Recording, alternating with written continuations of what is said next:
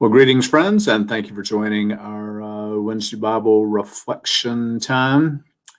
We've been on a year, and it's just been great. I've had great fun talking to people and talking with you, and if you're still with us, thank you so much. It's been great. Hope we've learned, thought, explored, grown, wondered together. To me, it's been, we're taking a short break from Mark. I hope you're still reading Mark. Last week, we looked at great devotional books. I may come back to that. People have some great suggestions. That's a great conversation starter. I'm thinking about doing one, kind of getting ready for summer reading on favorite novels. I can tell you my favorite novels and ask some other people. Put it on your book list, right? What to read. That'll be fun. So we did that this week. We had our women's retreat in February. That was great. And the theme is for such a time as this. Well, that's a line taken out of the book of Esther. So I thought it would be fun to talk to one of our guests for the women's retreat, Anthea Portier-Young, one of our speakers to our groups. And I thought I'd interview her. She's a specialist on Esther and also Daniel. I think it's fun just to hear scholars who love the church thinking about such things. You also get to meet the people that our clergy studied with and feel so indebted to. I know when I was in seminary, there were certain professors that just made me gaga excited, made me want to learn forever and try to be a good pastor preacher. And I'm introducing the people I studied with have gone on to glory. But the ones our younger clergy study with, they're still functioning, and we can talk to them. And you can get acquainted with them. Maybe a window into sort of what theological education is like and what's in our minds and hearts. So I hope you enjoyed this time, and that you'll be back with us next week. We'll be getting back to Mark's gospel, and keep reading it slowly, pondering. That's the way to life. Friends, it's my privilege today to introduce you my special guest, Anthea Portier-Young. Anthea, thank you for joining us today. I am delighted to be here with you, James, and with all the folks who are listening and watching today. Yeah.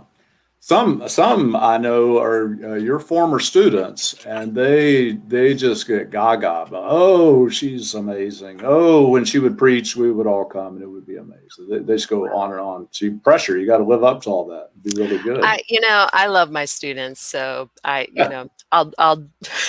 will gladly rise to the occasion for any former students. That's probably what students they have spread the hype to. Probably what students want, right, is to be loved. I know the guy I did my doctorate under, he was a great professor and scholar, but he cared about me. He welcomed me into his world and was interested in me. That's probably a thing. Anyway, so tell us a little bit about yourself. Where are you from? Where were you born? Where'd you grow up? Oh, wow. Okay. Well, I was born in Ohio. I didn't grow up there. I grew up in Maryland. So I... grew up in Maryland, moved around a lot as a young person. By the time, I don't know. At this point, I've lived in North Carolina more than anywhere else in my life. So I think of myself as a Marylander in the ancient history part of my life that is like the deep core, and a North Carolinian in terms of who I am now. So you're teaching at Duke, which for me, that's like the highest credential. So that's a great thing. Tell us, so to me, this is super interesting. When people think about Bible and things they like, a lot of Christians like they like the New Testament, of course. And they may like in the Old Testament, Genesis or Moses or David. Maybe they read Psalms, maybe the prophets, that's cool.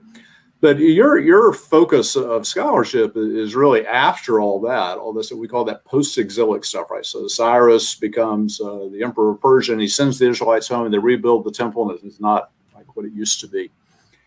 Sort of a day of small things. You have all those books that people don't get around to, like Zechariah and Haggai and Ezra and Nehemiah.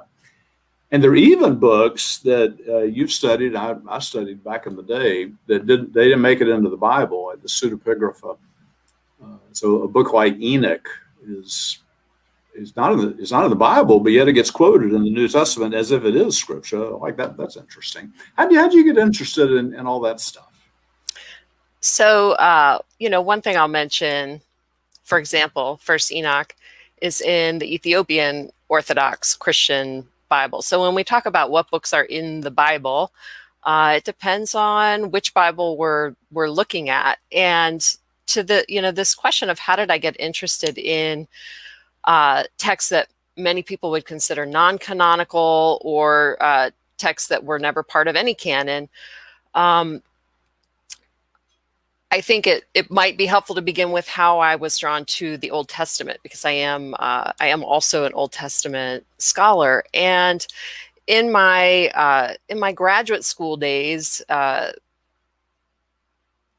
I found myself really drawn to the stories, the poetry, the ways that the texts of the Old Testament seem to sort of speak to every aspect of human experience so directly, so unvarnished. And as I dug into that material, over time, I was introduced to this broader body of literature, and the thing that just really kept pulling me into that corpus of literature was the creativity. I love the early Jewish novellas. I love the apocalyptic literature, as you know, and to me, just what an incredible testimony we find in that literature to the astonishing creativity of Jewish writers and thinkers in the period. Much of the literature that you're talking about that I've focused on would be from maybe 200 BCE to somewhere in the first or second century CE, and they're confronting this kind of new, for them, a new global reality. They're dealing with cultural encounter in really creative ways, playing with genre, and I just find so much there that we can relate to, and it tells a very different story about ancient Judaism than the one that we used to tell, say, in the mid 20th century and earlier, that there's this sort of straight line through the Old Testament into Rabbinic Judaism, or through the Old Testament into early Christianity. But what we find out when we look at this literature is that there's this incredibly diverse religious landscape in these centuries. And I find that really fascinating. And I mean, some people get caught. It's almost like conspiracy theories. Like, these books were left out of the Bible. They're cheating us of something we should. It's not that kind of thing at all, but it's super fascinating stuff. I remember one of the first ones I read, it's called The Testament of Abraham. And it's Abraham, legendary for his hospitality. One day there's a knock on the door. He opens the door, welcomes this guest. It's death who came to get him, right? It's just absolutely lovely thing. Let's talk about, let's see, what should we talk about? Let's talk about, I do wonder why that period matters so much, because we're at a time that people feel confused and disenfranchised. I think that'll probably come up in our conversation. So I want to talk to you today about two characters that appear in the Bible, Esther and then Daniel. Our theme during the season is "For such a time as this." That's a quote from the book of Esther. And Esther's kind of fun. It's associated with the Jewish festival called Purim, which was right at the end of February. I had the good fortune one time to be in Jerusalem on Purim, and it was like Halloween. People were in costumes, wandering around. It was great fun. So talk to me about the book of Esther, which itself is interesting, right? And Esther got added to over time, right? But anyway, it's a great story. So much drama. There's near genocide. Let me just ask you this: Is Esther? Is that a true story? Is that a true story? Well, this sounds like a loaded question. When I teach the book of Esther, we look at it as an example of an early Jewish novella, and we look at that genre of literature in terms of what were genre expectations on the part of ancient readers, what were genre expectations on the part of the writers. And so when we talk about what is a true story, I'm a little less interested with a book like this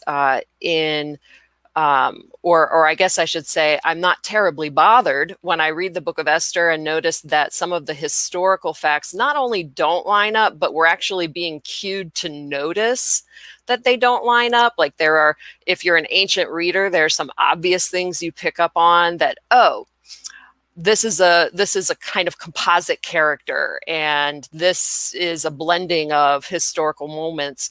That's a cue that clues us to look at other kinds of truth, and to see what may have been maybe more enduring than simply a set of events that we pinpoint to a specific moment in history. I'm going to ask that. Church people get too hung up on, did that really happen? Jesus made up stories. They're very true stories, but Jesus made up stories. I remember I was teaching Jonah one time, and somebody raised their hand and said, "You believe that really happened?" And I said, there's so many clues in there that lead me to believe that it's a made up, true story. I said, now, if I get to heaven one day and God says, God really did live in that fish for 3 days, I'll say, sorry. Nothing depends on that. So Esther is so interesting. These are almost comic book characters, right? So the Emperor Xerxes, he was a real emperor of Persia, but he's almost, they're kind of lampooning him a bit, right? Like he's the most powerful guy in the world. And he can't get his wife to come down to dinner.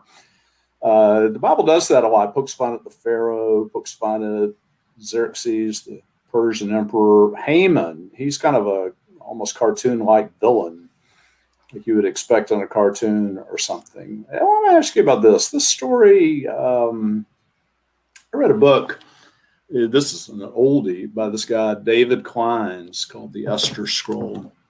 I was really taken with this book when I read it. He points out that in the earliest book of Esther, God is not mentioned. That's interesting. Like you think, it's the kind of thing a book of the Bible ought to do. It ought to mention God, right? But Esther, there's no mention of God. And what he points out, what he says, is there are all these chance things that happen in the story to make it unfold. So like the king can't sleep one night. He happens to go to the royal annals. He happens to turn to a certain passage that is key. Mordecai happens to be in the right place at the right time. Vashti happens to be in a mood, doesn't want to come to dinner. All these chance occurrences.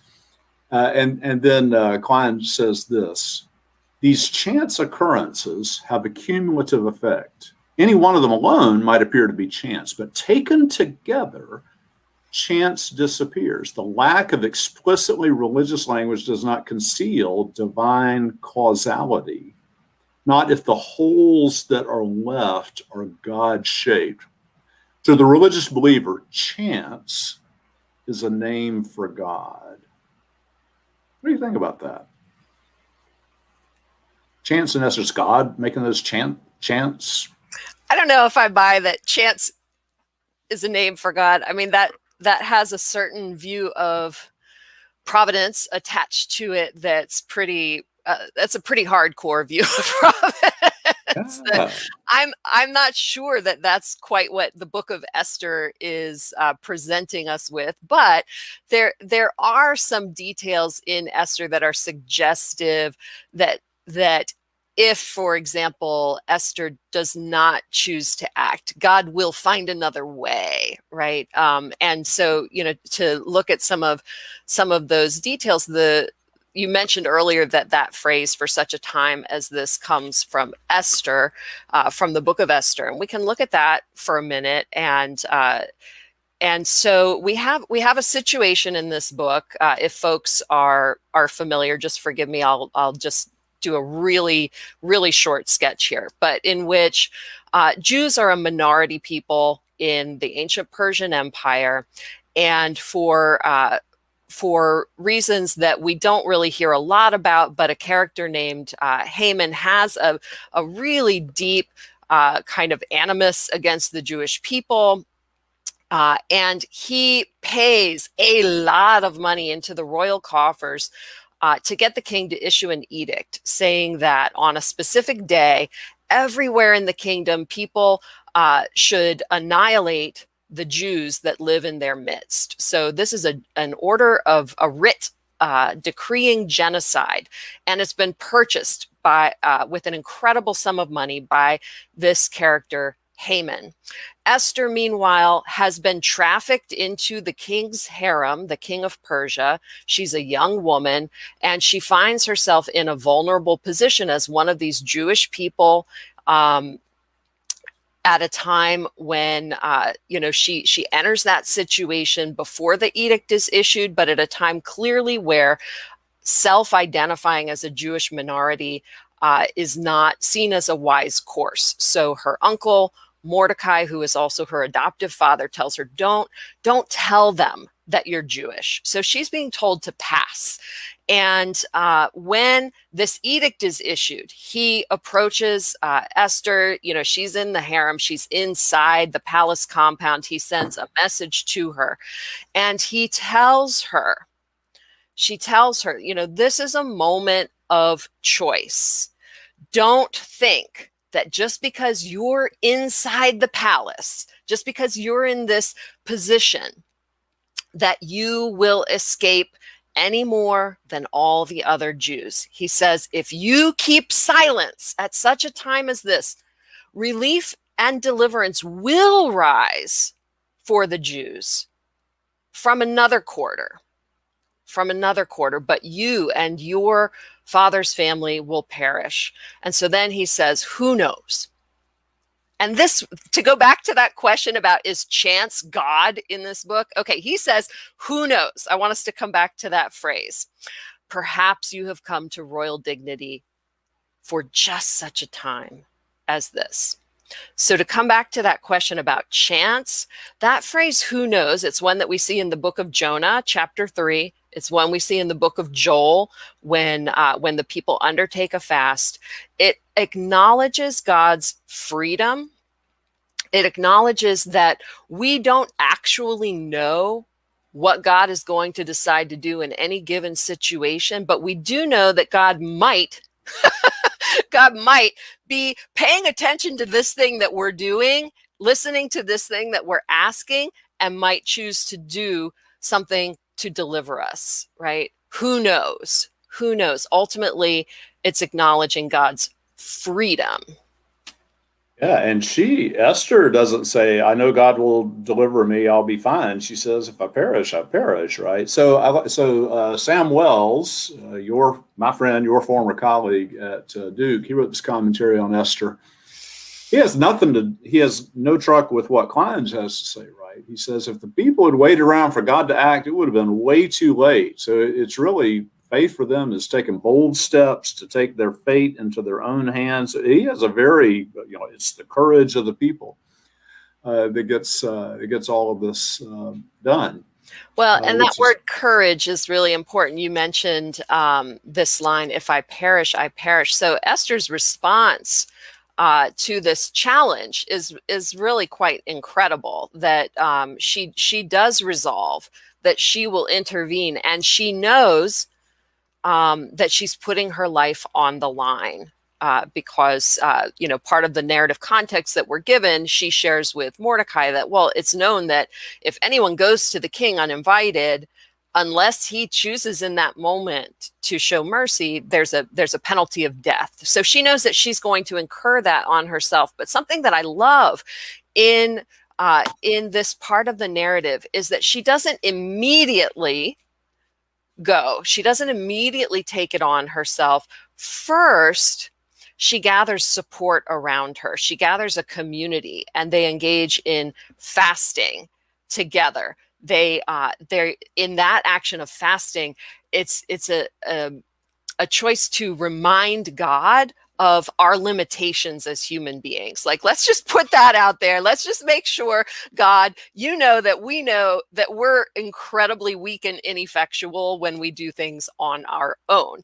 And they do this together as an act of solidarity and perhaps as an act of prayer. Before, it doesn't say that they're praying in the Hebrew version of the text. It does. We do get that detail in the Greek, expansive Greek version of the text. I mean, to me, Esther is part of a lot of stuff in the Bible, and especially in that post-exilic period, that is about resistance, right? Resistance to empire, resistance to a culture that is not of God. So it's not just a passive acquiescence or getting enmeshed in the society and being like everybody, it's just like, let's just get along, right? But it's a matter of resistance, right? It is, but I want us to be careful. Use the phrase resistance to a culture that is not of God. And I think for Christians in our contemporary culture, that kind of language or that idea has often been used to promote a kind of what should I say, almost the reverse, like a kind of Christian triumphalism. And so I want us to be really careful and notice that the particulars matter here. The specific thing that Esther is fighting against is anti-Judaism, anti-Semitism. The specific thing that she's fighting against is racialized hatred. And she's doing it out of a situation in which she has actually been sex trafficked. And I would love for us to just pay attention to some of those particulars and think that as Christians reading the book of Esther, we might be prompted to examine ways that our actions have promoted racialized hatred, or ways that our actions have promoted Christian anti-Judaism, and then ask, what does it mean to resist that in particular, and not simply the culture generally? Yeah, race has been a big thing this year during the pandemic, of course. And something we've tried to say is, a lot of people have said, "Oh, I'm not racist." It's not enough to be not racist, and you probably are at some level, right? But we have to be anti-racist. So we have to be anti a lot of things. Anti-Semitism, that sounds like something that happened once upon a time, or that finished at the end of the Holocaust. Anti-Semitism has been on the rise in the United States over the past couple of years.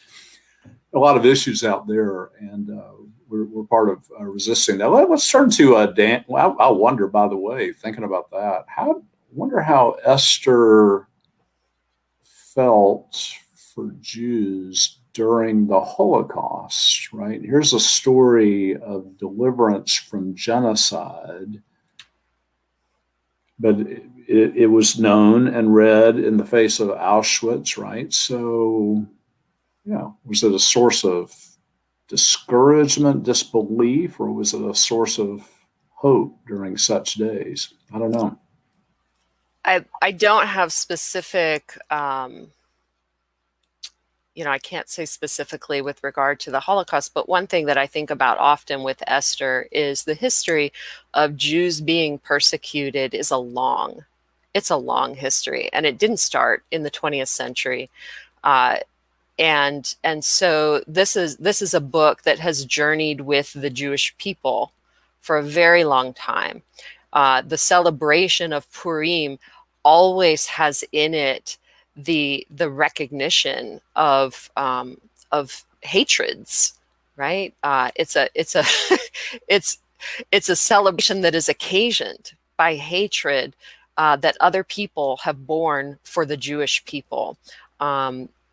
So there's a lot of tension from the very beginning built into what this book gives expression to, and what kind of a release that celebration provides. It's only part of what that letter at the end of the book authorizing or inviting the celebration of Purim is a recognition that this is a perennial challenge that the Jewish people will have to confront. I'd encourage our viewers to just open the book of Esther and read it. A lot of the Bible can seem inaccessible. Esther's totally accessible. It's like a little short novel, and it's a great story. Let's move to Daniel. Daniel's a funny book in that, like, it's much beloved by children, and then it's got bizarre stuff. So it's got these stories at the beginning about Daniel and Shadrach, Meshach, and Abednego. And then it's got all this, we'll look at the term apocalyptic. The story part at the beginning, that's interesting to me. So Daniel is there, and he's offered the rich fare that the Babylonians ate. But no, he's just vegetables and water, and he does well. And then you have Shadrach, Meshach, and Abednego, and they refuse to bow down, and they get thrown in the fiery furnace. And I love all the language; it was really fiery. They stoked the fire up extra just to be sure they got these guys. And the emperor looks in, and there aren't 3 people; there are 4 in there. We love that. And then Daniel's in the lion's den, and he's petting them instead of getting devoured. I never know what to do with stories like that, because they kind of have a comic book feel. It's kind of like, oh, if you just trust God, everything will be great. That's not really the case. I mean, even Shadrach, Meshach, and Abednego, right? The king says, if you don't bow down, we'll throw you in the furnace. And they say, our God is able to deliver us, but even if he does not, we will not. It's sort of like Esther's, if I perish, I will perish. So there's no assumption that God's going to do anything in particular. So talk about Daniel, sort of both those stories, but then where it goes in the second half of the book, where you have visions that get picked up in the book of Revelation, right? Visions of multi-headed creatures and all kinds of strangeness that some people think predicts what's going on in our day, late great planet Earth, all that stuff. Talk about Daniel. Okay, so Daniel's one of my favorite books, and mine too. And it does go back to when I was a kid. I loved reading those stories. I absolutely loved reading those stories as a kid, and so it's just kind of never let go of me. We talked a little bit earlier about genre, and in highlighting the difference between those stories that we find in chapters 1 to 6 and the visions and apocalyptic discourse that we find in chapters 7 to 12. They are quite different, but they're also, really integrally connected. And it can help to know a little bit about the history of how the book came to have that shape. What scholars think happened is that there was a collection of basically what we would think of as folk tales, a collection of stories that were told among Jews in diaspora about these heroes, Daniel and the friends of Daniel, and that over time those stories were collected together. They had a power for their audiences because they showed them a way to be faithful as again, as a minority people living outside of their homeland in this diasporic, exilic environment, and that over time, writers, visionaries who identified with those characters, who said, that's us. We are the torchbearers of this Daniel tradition. They also wrote within this, they developed this Daniel tradition, and they put into writing their visions. And these visions took shape within a different genre framework that we know as apocalypse. They were really developing this genre framework. And people will often focus on, they're weird. Like bizarre imagery, and he's got like eyeballs on his horns, and what is this? What I try to emphasize when I teach about apocalyptic literature is that it's all about getting us to see what is real. Getting us to see what is real. And sometimes a new kind of set of symbols, new language will help us to see what is real when before what we were seeing was an illusion, a carefully constructed illusion. So what we have in the shape of the book is this combination of stories and visions, where the stories provide a kind of easy to identify with set of characters. You get into the story world through these characters, identify with them, and see, okay, this is what it looks like to be faithful under these circumstances, when it looks like I can negotiate a place within a system that is oppressive, but I can still stake out I can still stake out a kind of terrain where I can be faithful and I can act righteously. But there's a certain line. There's a certain line that gets crossed as we move through the book of Daniel and we meet, that fourth beast that's just trampling all of creation. And at this point, the visionaries of Daniel want us to see that we can't actually stake out that terrain anymore. We can't negotiate within this system because this system is fundamentally corrupt. And at that point, the book of Daniel is urging its readers and its hearers to put their lives on the line. So it's it's a powerful book. I love that it asks readers to pay attention to what moment are you in? Where are you in this span of time and empires? Which moment are you at, and what choices will you make? It's so hard because it can become Gnosticism in no time. That's right. We have inside knowledge. When I was in college, I really am a Christian and a minister because of a group I got involved with in college. And they read like Hal Lindsey's Late Great Planet Earth. And so this misreading of Daniel and Revelation, they felt like we are in the end times. 1975, the world, right? So they construed it that way. It wasn't about what Daniel is about, which on the one hand, you're talking about we demarcate a space for ourselves. I might call that holiness. It's a little bit of a smug term, but still, can I live a holy life in a world that is unholy? That's a personal question, but then also to resist against these powers. So it's a different way of telling time, right? So it's not 2020. That's got to be part of the apocalyptic end time. Right. It's not that. Part of what I hear you expressing concern about are interpretations of the book of Daniel or the book of Revelation that essentially erase the historical moorings of each book and start to connect dots and say, this is the interpretation. It was predicting this moment that we're in. And that is not what I'm talking about at all when I say discern where you're at.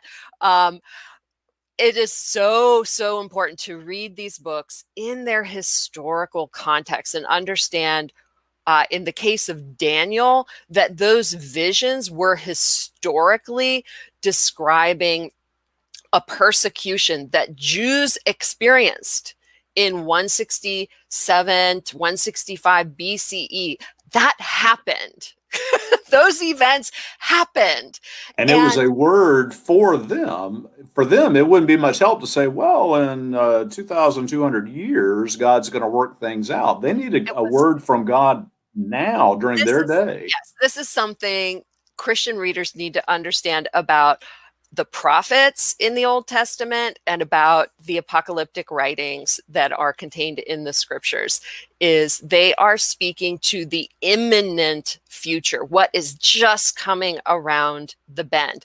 We can derive, enduring truths from that, right? We can exercise analogy and build bridges from that ancient context to the context that we inhabit today. But we must first understand that they were speaking into a particular historical moment. And frankly, this has to be fundamentally at the core of how we engage with Israel's scriptures, or we will be falling into the trap of Christian supersessionism. And that is part and parcel of Christian anti-Judaism and anti-Semitism.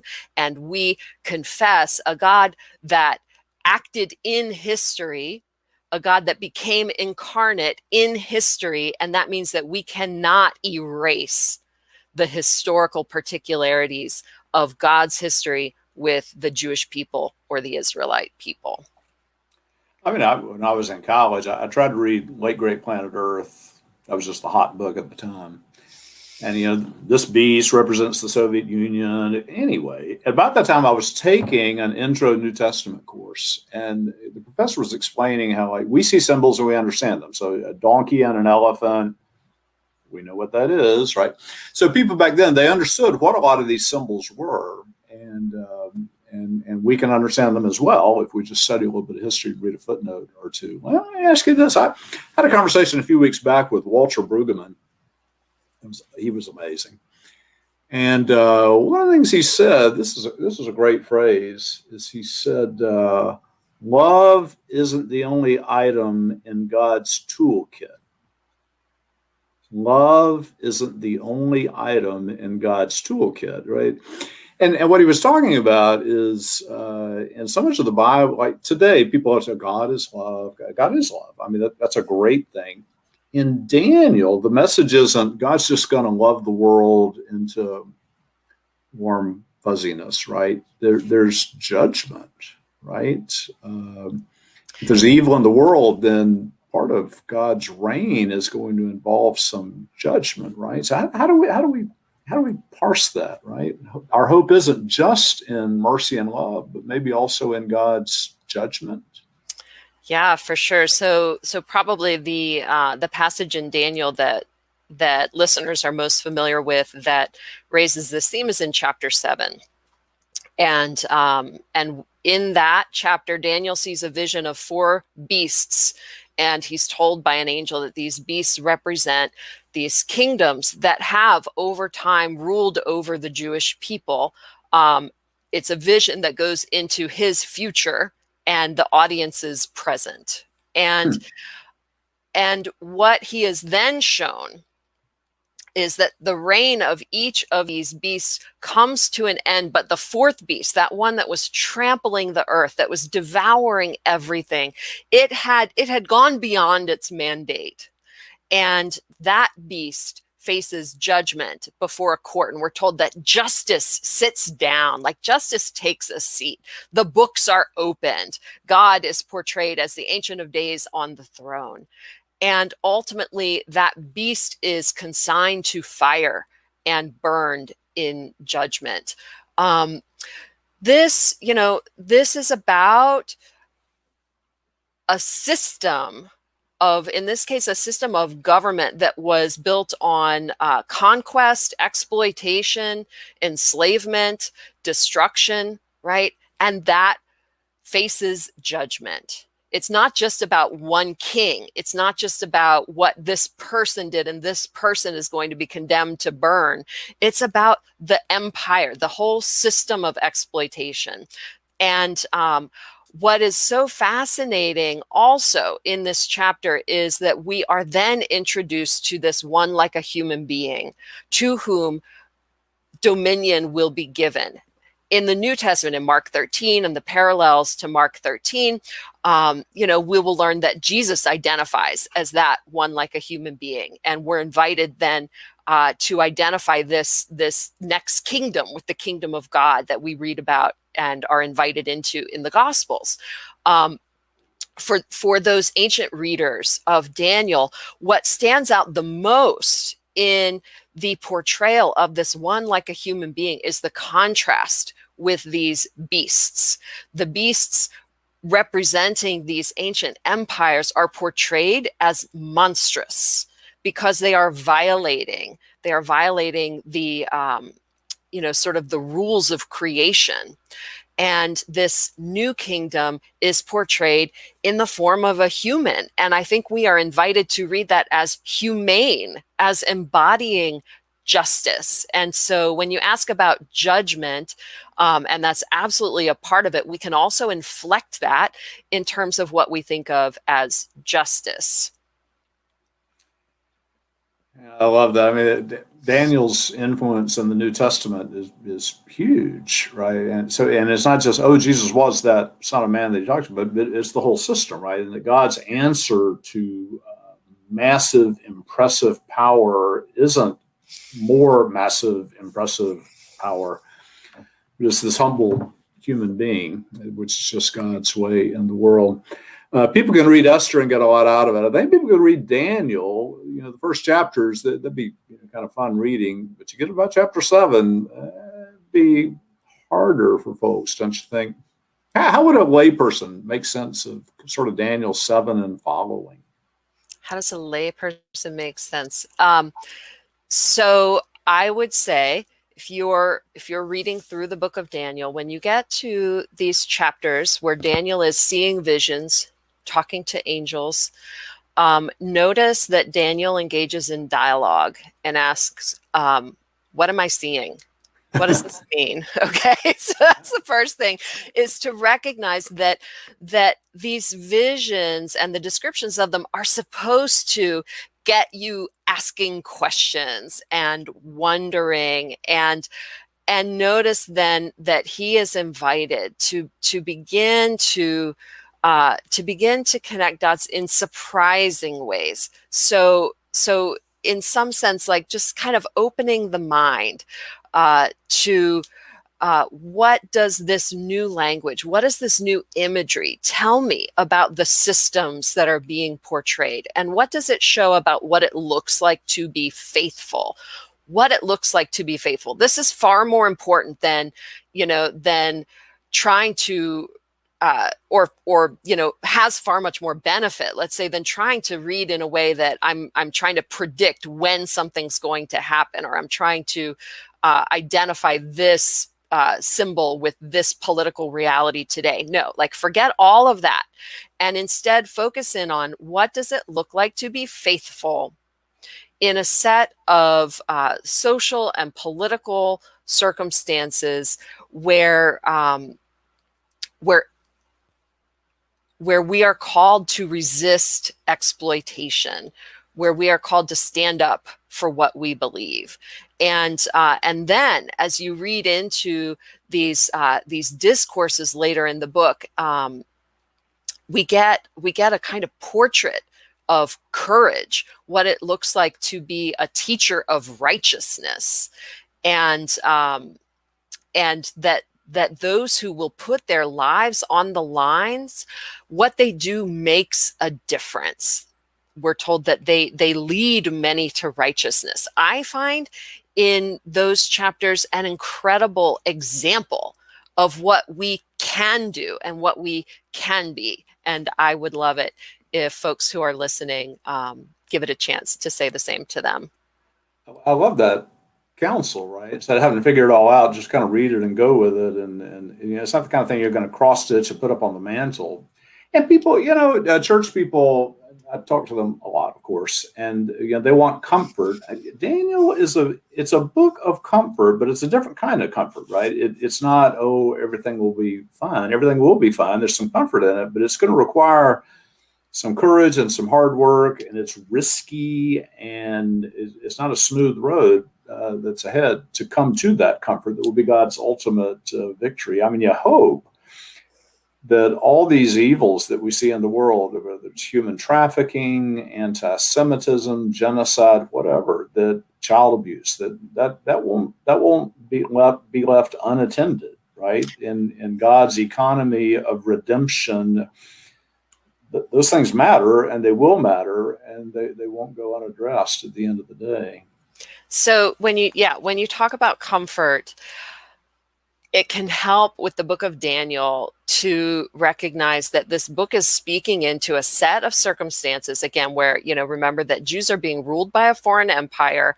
They're being persecuted. So they're being killed because they are faithful to their God.